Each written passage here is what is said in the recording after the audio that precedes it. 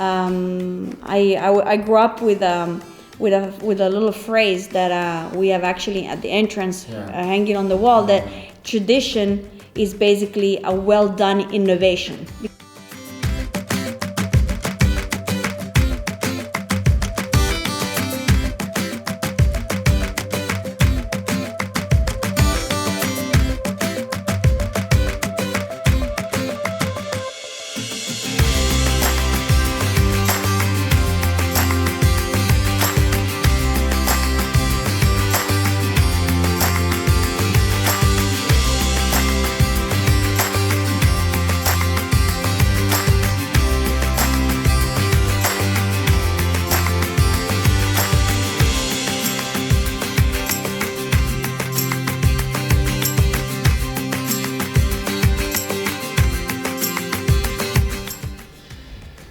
Okay, ciao guys, we are here with Silvia Altare in Elio Altare Winery. Silvia, I think, is going to tell you what is now Elio Altare, where she want to go, where they want to go, and what's the point now. And where they come from. Okay. Sounds like a romance. Bravo. So, you know where we come from? So, my grandparents, my dad Elio, and now me. So, I guess it took me 20 years to earn the respect from my parents in order to be able to officially take over. So what happens, I guess, in any family business, you have to prove yourself even more than if you were a stranger. So even more when you are a woman working in a very men's macho environment, even more when your dad is Elio Altare, because good and bad, but he's got a very strong personality, he's very well respected, so not easy. I didn't study winemaking, which was funny because we're two sisters and my parents never pushed us to be in the business. They always said, you know, find your path, study to be a chef, to be an architect, whatever you want. You can always come back. And because what we do, it's something that you have to do not just with your hands and your brain, but with your heart. We always like, I'm sorry, my daughter is very loud, and she doesn't drink wine yet, so can't wait for her to drink wine. But so we always like to say that what we do is not it's not just a job, it's not just a work, but we are artisans. We create something. So I've trained around the world. I've trained in France, in Australia, in Burgundy, and then finally around 2001, I decided to officially step into the winery. There's been a legal transition. I bought the winery in 2016, so at this point 4 years ago. So legally I'm the owner, and legally my dad is my employee up to today. But what I always like to say is that Altare is a team. It's a teamwork. Obviously it's Elio's name because he founded the winery. That's the name we stayed on the label. But there's a whole teamwork behind. I feel his experience really counts and matters. He's who he is, the man who, for some people, the man who contributed to the renaissance of Barolo. For some other people, the person who ruined Barolo. But however you see it, is somehow an important person. He has a very strong personality, so it was never easy. So the transition we had our up and downs. It hasn't been smooth, but I think now we found our path. There's things have changed because my generation has a different approach to technology, how I see things, but what doesn't change, what I don't think I ever want to change, is the idea of, quality, respecting the environment, respecting my workers, the approach to the quality we have. The least manipulation we do, the better result we get to. At the end of the day, the world changed. Exactly. So, my dad was very technological, let's say in the 90s when he started using rotary fermenters. But now there's other technology he has no idea about. So I bought a new crusher, I bought a new pump.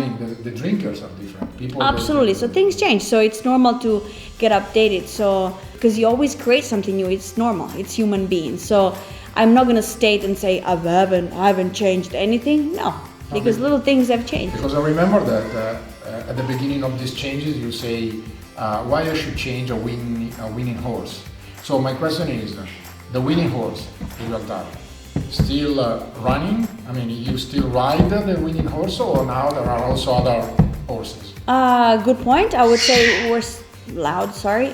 Definitely still running with some little changes here and there. What makes me think that it's still a winning horse is when I drink old bottles from my dad. I pull up Dolcetto from the 90s. I drink old Larigi from the 80s. These wines are still fresh and beautiful. So something about this style of winemaking we have still satisfies me. The wine is still fresh, still young, still vibrant, and customers are happy. So that recipe still works. Then there's a gazillion little things on the side that you can change, and that's what I'm working on. So I don't want to apply drastic changes, but little things that you might not even notice. But again, I'm going to say a new crusher, a new pump, a new sorting table. Again, technology helps, and the challenges we have today are different than my dad had. The weather is changing, the climate, there's a lot of little things.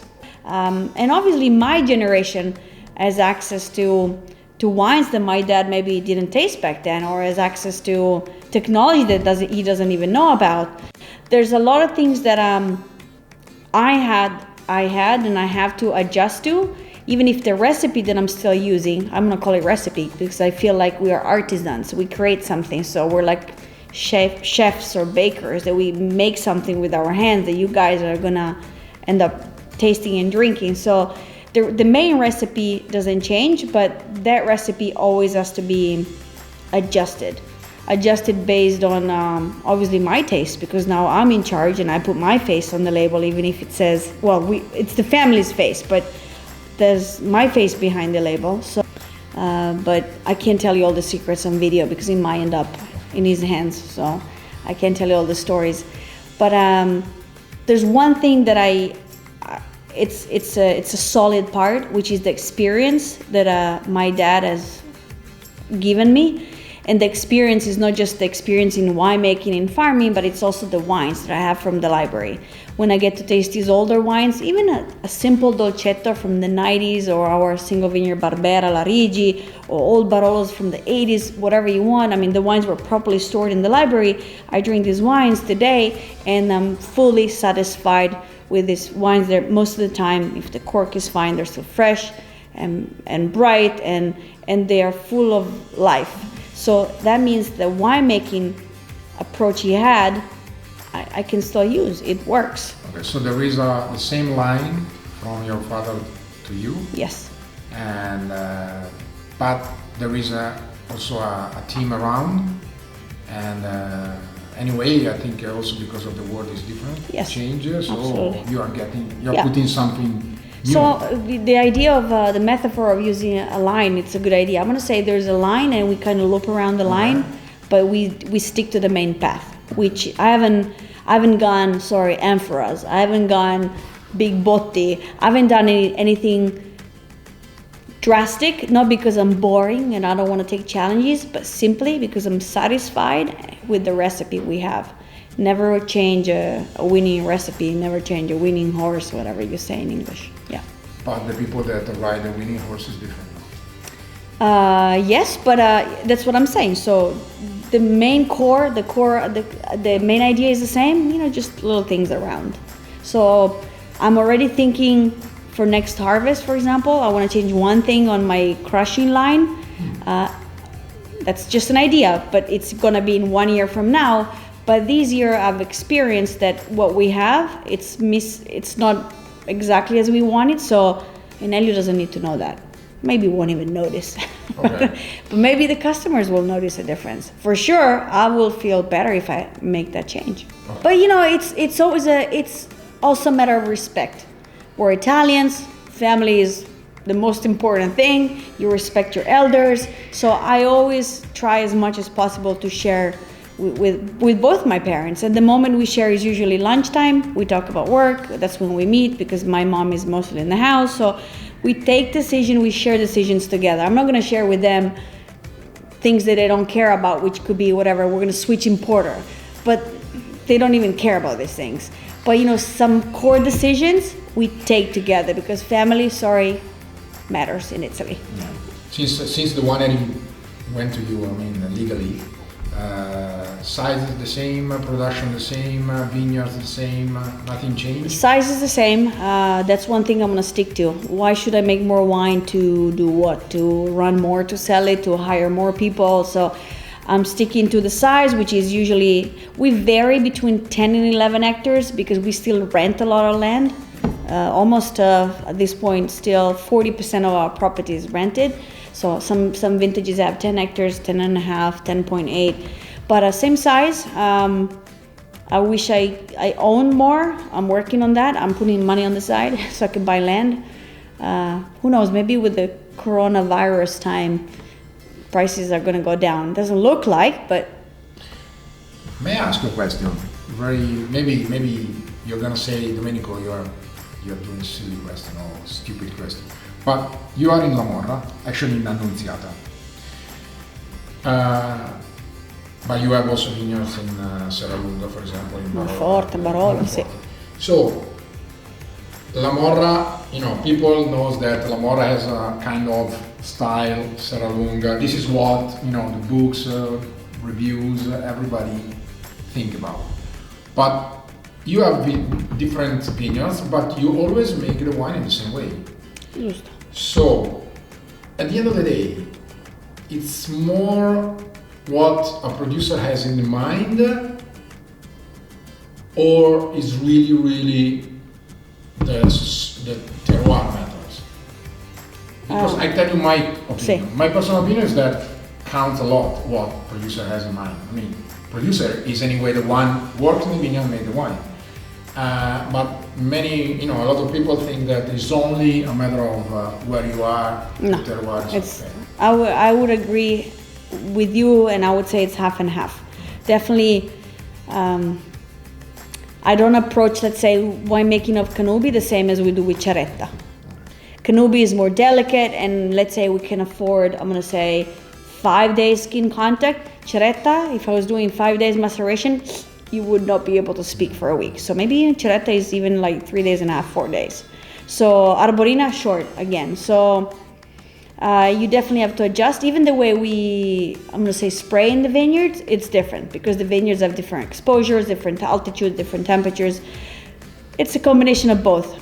And the target is always like your father, because I remember your father